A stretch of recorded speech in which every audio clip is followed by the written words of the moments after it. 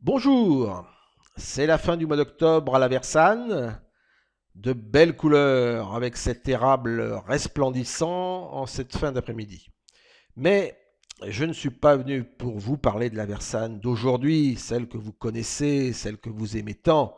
Non, je suis venu pour vous inviter à un voyage dans le passé grâce à une découverte un peu fortuite de photos aériennes prises au siècle dernier. Alors, sans plus tarder, plongeons dans cette belle aventure aérienne en ouvrant ce dossier Vue aérienne ancienne de Monteux. Dans ce dossier, on trouve une dizaine de photographies classées de manière chronologique de 1939 à 1996. 1939, c'est absolument incroyable de savoir que déjà à cette époque, des avions survolaient la commune, prenaient des photos d'une assez bonne précision, avec bien sûr des détails qui, les années suivantes, vont disparaître ou d'autres qui vont apparaître. Alors on ne va pas regarder chacune de ces photos parce qu'on resterait facilement 3 heures ensemble, mais je vais vous donner en tout cas envie d'aller les parcourir. On va commencer par 1948.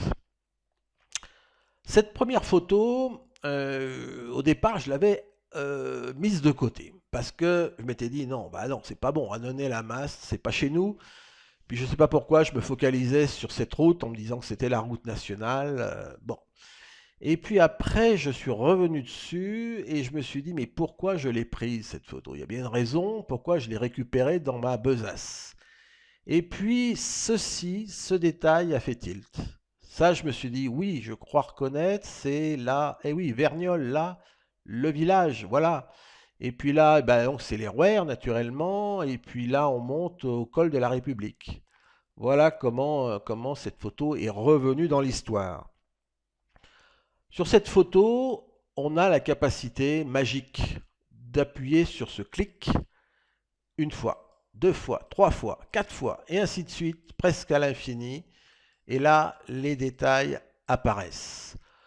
Premier détail, la route nationale des deux côtés était bordée par des plantations d'arbres très régulières. Ces plantations, comme beaucoup de plantations sur les routes nationales, ont été jugées dangereuses et effectivement les arbres en général ont été coupés. Ici, sur le haut du plateau du Fauvet, on ne peut pas dire que les arbres étaient coupés, il n'y en avait pas. À l'époque, c'était une lande. On ne peut pas dire que c'était un terrain agricole parce qu'on voit bien les terrains agricoles.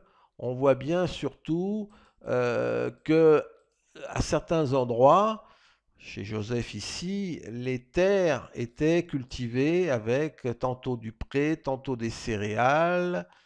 Je ne sais pas si c'est du seigle. Enfin, en tout cas, on voit bien que les différentes parcelles sont cultivées différemment. Alors ça, on reviendra là-dessus plus tard. Je voulais montrer un premier détail, le tournant de Verniolle. Alors, c'était vraiment un S à l'époque, hein. Oui, on voit bien le dessin du S. Et aujourd'hui, on a une ligne droite qui monte à peu près comme ça et le tournant est ici. Quand on descend, on va passer sur la rivière Labius et on a une physionomie assez proche de la route actuelle jusqu'à ce point qui est un point qui m'a toujours un peu intrigué parce que quand on descend en voiture, on voit une petite pente, des pierres, un chemin qui démarre, et puis on se dit mais c'est quoi ce truc? C'est assez pentu. Eh bien l'explication, je viens de la trouver. Il y avait en 48 et avant un raccourci qui permettait d'arriver à ce point en bas du calvaire et de rejoindre le village sans passer par la route du cimetière.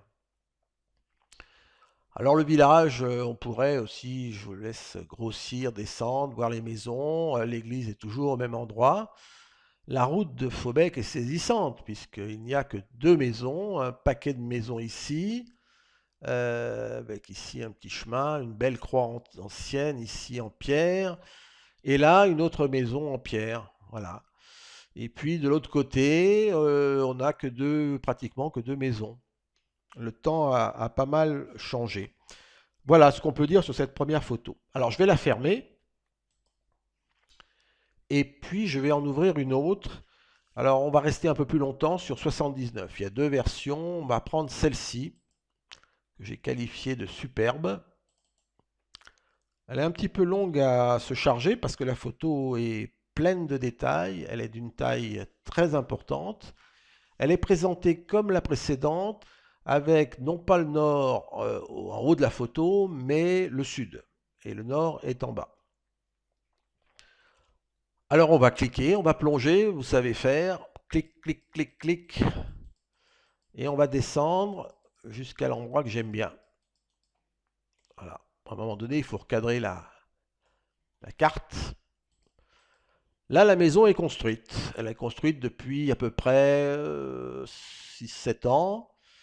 Et on aimerait avoir encore un peu plus de détails sur cette zone. Bah, allons-y, il n'y a pas de limite. On descend, là on commence à voir le garage. Et puis, bon, je vais peut-être pas vous passer en détail tous les points du jardin, mais là, il y a par exemple un sapin dont je me souviens très bien être allé le rechercher en forêt. Un joli petit sapin de Noël qui devait faire 1 mètre de haut. Je l'ai mis ici et aujourd'hui il fait 35 à 40 mètres, il est toujours là. Alors quand on descend dans le pré, on arrive même à voir les marques laissées par les voitures en montant. Vous voyez, là c'est un pré. Ici on avait un sapin qui a été foudroyé, donc on l'a coupé dans les années 2000. Son petit frère, même taille, était ici, il est toujours là et il fait aussi 35-40 mètres à peu près. Il fait beaucoup d'ombre le soir à la maison. Alors à propos d'ombre, quelque chose d'intéressant. Ici, on a un bouleau qui est un petit peu isolé et on a une belle ombre portée au sol sur la droite. Donc ça sous-entend que la photo a été prise le matin parce que l'est est dans cette direction, dans ce coin. Et donc naturellement, le soleil éclaire l'arbre et l'ombre est ici à droite. Autre petit détail, mais c'est juste pour moi, c'est pour vous, c'est pour mesurer les précisions des photos. Ici, ce point blanc, eh ben, c'est un puits. C'est un puits en ciment dont le diamètre est à peu près de 1,50 m. Donc c'est pour vous dire qu'on voit des choses très très très fines et on est en 1979. Alors on va remonter, là on rentre dans les parcelles de Gilles, où Gilles a ici a son potager. Alors je dis Gilles parce que bien sûr je pourrais dire les noms de famille, c'est plus facile pour moi d'ailleurs par moment, mais je me suis dit qu'il y avait peut-être une certaine confidentialité à avoir et que les gens que j'allais citer ne souhaiteraient pas forcément entendre leur nom se propager dans ces vidéos. Donc on en restera là. On va reprendre un petit peu d'altitude et on va aller maintenant voir mon ami Christophe et Véronique qui sont là. Il y avait un très bel arbre qui était là, qui a été coupé vraiment au coin là entre le chemin et la route goudronnée. La haie des sapins là qui existe aujourd'hui, vous voyez, elle a été plantée là. Je vais pouvoir dire à Véronique que c'est dans les années 78-79 que sa haie de sapin a été plantée. Et puis on va monter voir Joseph. Joseph que j'ai eu au téléphone, qui va bien. Bon, les circonstances actuelles sont un peu tristes pour lui. Et c'est certain que son potager qui est là, c'est bizarre, je le trouve beaucoup plus petit aujourd'hui, mais bon, je suis à peu près sûr que c'est le potager qu'on voit là. Et puis on peut continuer à monter. Maurice n'a pas encore installé sa caravane, ici ou ici. Et puis on continue à grimper. Là, on a un chalet, un magnifique chalet en bois un peu perdu. Alors, je ne vais pas citer le prénom, je ne sais plus qui il habite aujourd'hui. Et puis on va arriver à ce point qui est remarquable parce que c'est un chemin qui part en fourche avec trois autres chemins. Si on suit celui-ci, on va arriver, en prenant un petit peu d'altitude, on verra mieux. On va arriver à un lieu que vous connaissez certainement, à peu près par ici. C'est le monument des Maquisards.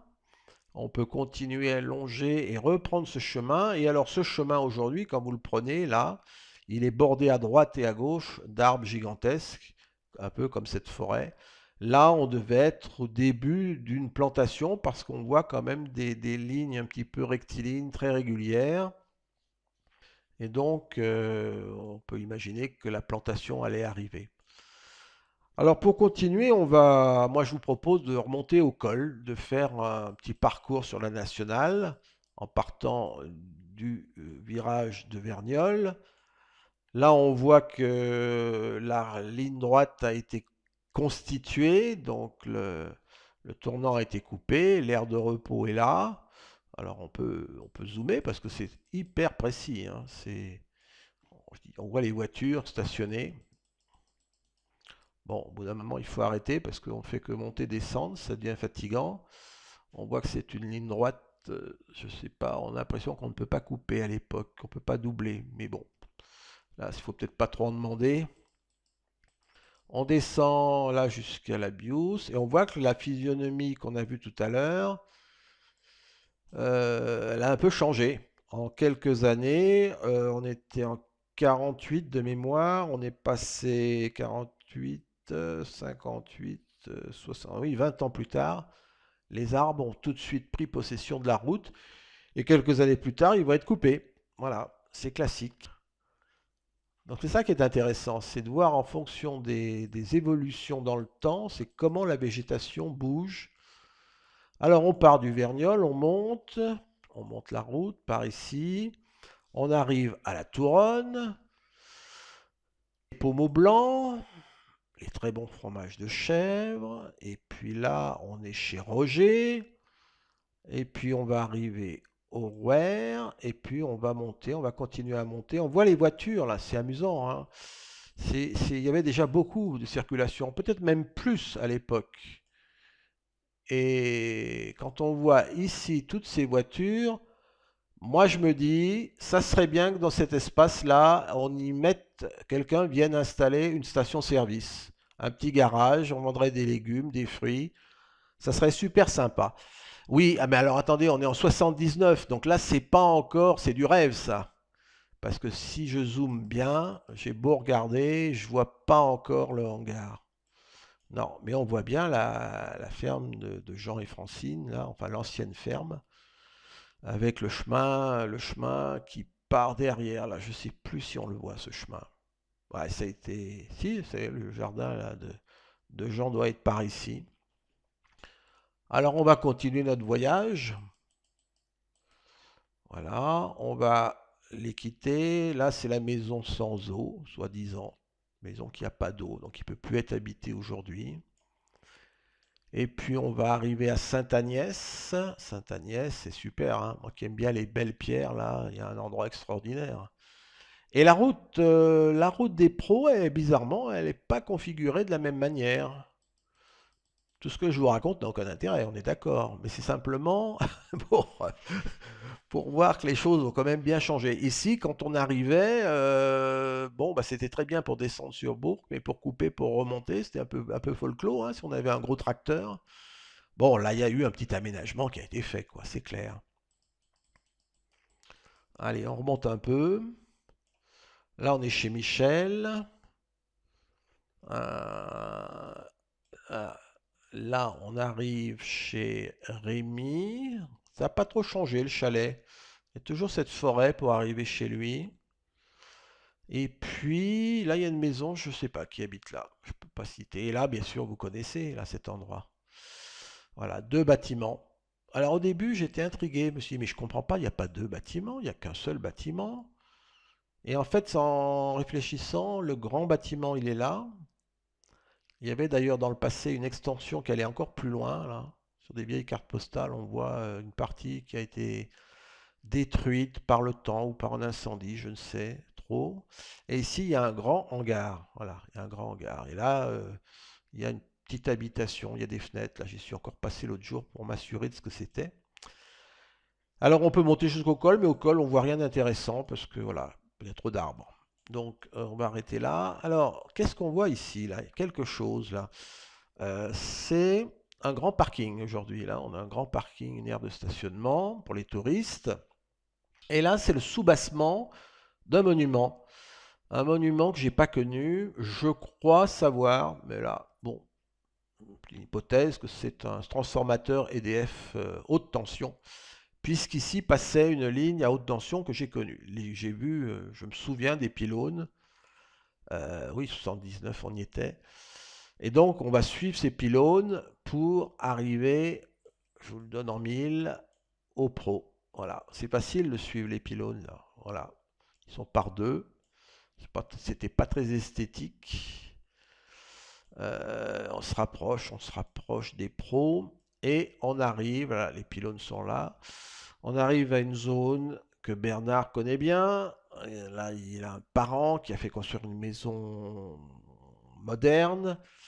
Là, il y a sa ferme. Alors, on ne voit pas encore le grand hangar à vaches qui est par ici, là. Et à côté, l'autre hangar qui lui servait pour les volailles. Et puis, les deux séquoias, il y a bien deux séquoias géants, magnifiques. Ils sont très très vieux, ils ont facilement 150 ans. Et ça, ce sont des témoins qu'on retrouverait sur toutes les photos précédentes si on pouvait les avoir. Le centre équestre est sûrement quelque part dans cette zone. Là, on rentre sur l'exploitation qu'avait Michael. Ça, je ne sais pas si l'hangar est toujours là. En tout cas, aujourd'hui, il y a un grand hangar rectiligne dans cette zone dont Bertrand a repris l'exploitation. En face, il y avait quelque chose. J'ai l'impression qu'aujourd'hui, ça n'existe plus là. Mais là, je travaille de mémoire et ma mémoire me fait peut-être défaut. Là, il y a la troisième ferme ou la quatrième ferme des pros. Un, 2, 3. Ouais, il y a quatre fermes aux pros. Donc c'est celle de. Je connais pas son prénom. Voilà. Et là, c'est vaches. Alors là, vous voyez, c'est impressionnant, hein. Les vaches sont là, hein. 1, 2, 3, 4, 5, 6. Bon, il y en avait peut-être un peu plus, hein. Voilà, on reprend un peu d'altitude. Et puis on va quitter le village. Alors, chaque fois, vous voyez apparaître un rectangle parce que je fais des erreurs de manipulation. Ce logiciel n'est pas très intuitif quand il s'agit de se déplacer la carte. On va partir à Goué, moulin de Goué. C'est une petite balade très sympathique, hein. Il y avait une réserve d'eau. Je ne sais pas si on la voit. Je crois qu'on ne la voit pas là. Et puis là, on va sur la route de Dominique.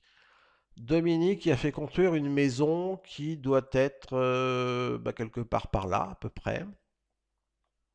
Voilà. Et puis là, il y a la ferme de ses parents, la ferme de la famille, qu'on reconnaît bien. Et par contre, encore un bâtiment qui n'existe pas, le bâtiment anciennement un mouton. Voilà. Donc, on est ici chez Dominique. Alors, on va quitter, on va remonter la route. Tiens, là, il y a encore des animaux, là. Je dis que c'est des vaches parce que je pense que des moutons, ça serait un peu dur, un peu dur à visualiser quand même. Faut pas demander plus. Alors, à gauche, ah, et encore me trompe. Voilà, à gauche, on part à Saint-Sauveur et à droite, on va aller dans la scierie de René. Alors la scierie, dans le tournant, elle est là. Enfin, je suppose, hein. En tout cas, il y a deux bâtiments. Celui-ci a l'air de correspondre à un bâtiment que je connais actuellement. Celui-là, bizarrement, le toit est un peu particulier. Je ne sais pas si c'est la scierie. Cette villa, cette maison existe toujours. Et la maison de René n'est pas encore construite. Je pense qu'elle va se situer quelque part par là. Là, il y a la maison d'une personne célèbre dans la commune. Puis on peut continuer la route. Vous voyez que ce genre de voyage, ça ne s'arrête pas. Donc je vais finir avec cette photo, parce que le temps passe, je suis très bavard. Et avant de vous quitter, une dernière, 66. Alors je remonte dans le temps, je ne suis pas très logique, hein, mais celle-ci, elle est toute petite. Elle est toute petite, mais alors, c'est hyper précis. Alors, plein de détails encore. Bon, sur les photos, vous voyez, c'est avec ça qu'on repère les années. Enfin, c'est pas intéressant ce que je vous raconte. Alors, là, c'est les RER. Là, c'est la zone le long de la nationale qui était boisée, qui ne l'est plus. Là, c'est la route qui mène à la Bius et qui s'arrête là, aux Mounières. Voilà. Donc, quand on zoome, on s'approche de la maison de Christophe. Le bel arbre dont je vous parlais tout à l'heure, il était encore présent en 66. L'ombre portée était à droite, donc, comme l'ouest est par ici, c'est le soleil couchant. Les différentes sculptures, là, on voit bien les teintes.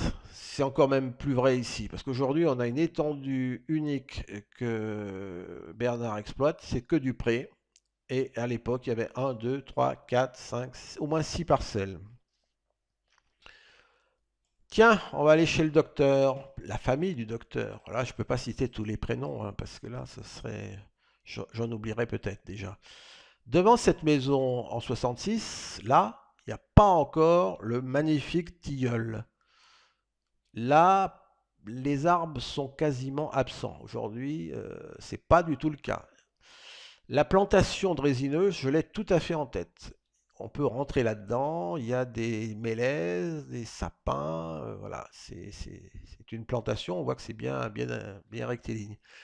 Il y en a une autre ici, mais alors là, c'est bizarre, je ne l'ai plus du tout en tête. Pour moi, c'est du pré. Alors peut-être que ça a été coupé, effectivement, c'est le lot un peu de ces histoires. Là, on arrive de mon côté. Là, il y a une autre plantation sur le plateau des Fauvets, une gigantesque plantation qui a été coupée il y a 3 4 ans. Je ne me souvenais pas qu'à l'intérieur, il y avait des arbres. Voilà. Alors sur la partie gauche, ce point-là et ce chemin, moi, bah voilà, je le connais bien, bien sûr. Donc là, on a un sapin qui sert de limite. Et ici, on a une petite. Je vous rappelle qu'on est en 66. Hein. 66, hein, c'était avant que la maison soit construite. Donc c'était avant qu'on arrive.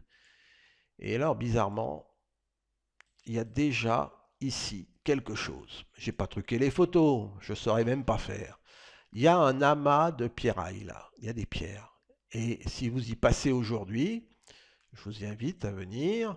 Il y a un beau tumulus de pierres qui sont dans un état, tu sais, c'est stable, il y a pas de risque, on peut grimper dessus.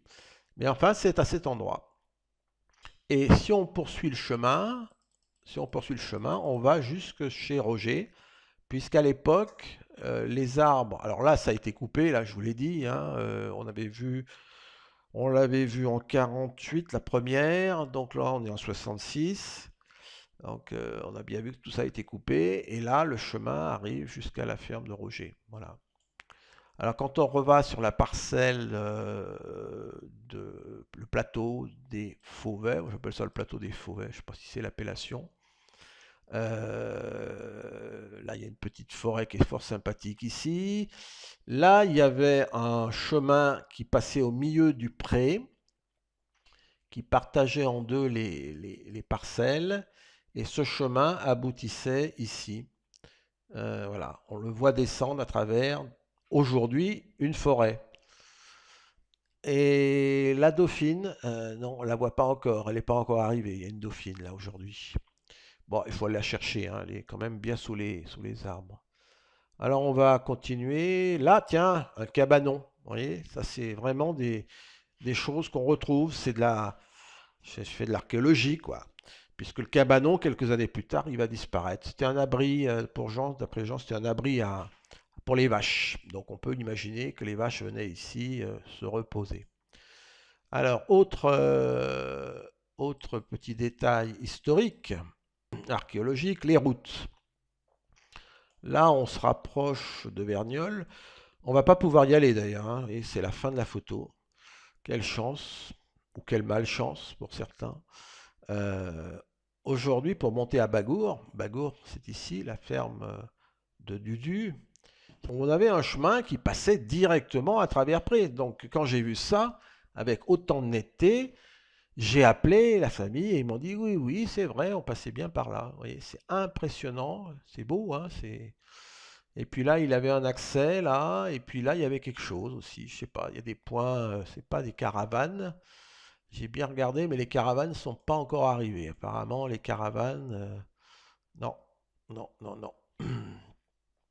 Alors aujourd'hui, comment ça se passe? Eh ben, on a une route goudronnée qui part d'ici, qui fait une boucle à peu près par là. On passe de l'avant la maison de Guy, et puis ça tourne, et à mon avis, ça doit rejoindre cette boucle avec des maisons à droite à gauche jusqu'à un petit hameau qui porte un nom, mais je ne sais pas comment il s'appelle. Et on monte cette route goudronnée pour arriver à Bagour. Et alors les chemins, il y en a partout des chemins. Ce chemin, je l'ai fait avec Dudu en 4x4. On a failli d'ailleurs avoir un petit accident. C'était un peu périlleux pour remonter par là et arriver jusqu'aux Mounières. Voilà. Donc ça, je le connais. Mais celui-ci, alors là, je ne savais pas. Je ne sais même pas s'il existe encore. Il arrive ici à une ferme aux Mounières qui est en cours de rénovation. Un autre chemin descend ici. Là, on est chez Gilles. Enfin, à l'époque, c'était pas. Je crois pas qu'il était déjà là, mais c'est maintenant chez Gilles. Là, il y a bizarrement un truc. Il grossira, il regardera ce que c'est, là, un truc, une forme bizarre. Et puis, la ferme de ses parents, il y avait un chemin qui continuait et qui permettait de monter dans la montagne. On avait un autre chemin ici qui permettait d'aller chez aujourd'hui Sébastien, avec ses deux bâtiments. Aujourd'hui, Sébastien, il accède par un autre chemin fabriqué, construit, qui est plutôt comme ça, on va dire. Et à cette dernière ferme de quelqu'un dont je connais pas le prénom, je connais le nom, on va appeler Monsieur le chasseur, parce qu'il est passionné de chasse. Comment est-ce qu'ils accédaient à l'époque à cette maison? Il n'y a pas de chemin. J'ai beau grossir, il n'y a pas de chemin là, hein. Ça, c'est où? Alors c'est peut-être cet embryon de. Alors, c'est tout petit, hein, il n'y avait pas de charrue qui passait par là. Et aujourd'hui, il y accède par une route, par un chemin, c'est pas goudronné, qui part d'ici, qui passe dans la forêt et qui arrive directement à sa maison. Et donc ça, voilà, on révèle comment était la configuration des routes et chemins en 66. On a aussi un chemin qui passe derrière, qui rejoint derrière le haut plateau.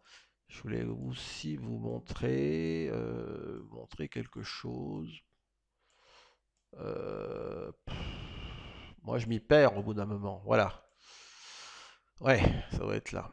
Quand on est à... Voilà, il y a une grande étendue là. Ici, donc ça c'est le chemin qui monte derrière les communaux. Et là, il y a un pré qui est toujours en exploitation. Je ne sais pas qui est-ce qui le coupe. Et là, il y a une muraille extraordinaire. Moi, j'appelle ça, ou on appelle ça la muraille de Chine. Ça a 2 mètres, 3 mètres de large, il y a 2 mètres de haut. Il y a des quantités pharaoniques de pierres qui ont dû être trouvées ici. Il y a même un petit souterrain, soi-disant, ou un abri pour les chasseurs. Et sauf erreur, Pierre Longue est ici. Mais bon, voilà. Allez, zoom arrière, on a quasiment fini. Je regarde mes notes. Ouais, on a à peu près fini. Donc ça, ce chemin, on peut le poursuivre. Voilà. Et puis, on va redescendre derrière pour arriver chez Joseph. Toujours Joseph, on va finir par Joseph. Ah oui, il y avait ce chemin, il m'en avait parlé, je lui avais dit, Joseph, j'ai vu une carte postale. Alors ça, c'est une carte postale que j'ai. On a l'impression qu'il y a un chemin qui descend directement à la Nationale. Et il m'a confirmé que lui et sa famille pratiquaient ce chemin pour aller entre autres au Gouet quand il fallait aller faire la farine pour le blé, les céréales. Ce chemin, bien sûr, on ne le voit plus. La nature a repris ses droits. Là, je crois qu'il avait une ancienne boutasse. Enfin voilà. Bon, j'arrête parce que vous voyez, je peux me balader partout, vous raconter plein de choses qui n'ont pas forcément beaucoup d'intérêt pour vous. L'objectif maintenant, c'est de pouvoir vous donner ces fichiers, alors sous une forme un peu particulière, parce que là, vous voyez qu'en termes de taille, c'est pas de la petite photo, hein. Il y aura ici un petit commentaire minuscule avec toutes mes remarques que vous pourrez compléter. Si vous n'arrivez pas à lire ce format JP2 qui est un peu particulier, je vous donnerai dans cette vidéo, dans une deuxième vidéo, des explications pour pouvoir mettre en route ce logiciel que j'utilise. Et puis après, eh bien, voilà, il ne vous restera plus qu'à vous balader dans le passé de la Versanne, le passé qui est aussi notre futur, d'une certaine manière. Bon, merci pour votre attention, j'ai été beaucoup trop long. Eh bien, peut-être à une prochaine fois pour d'autres sujets.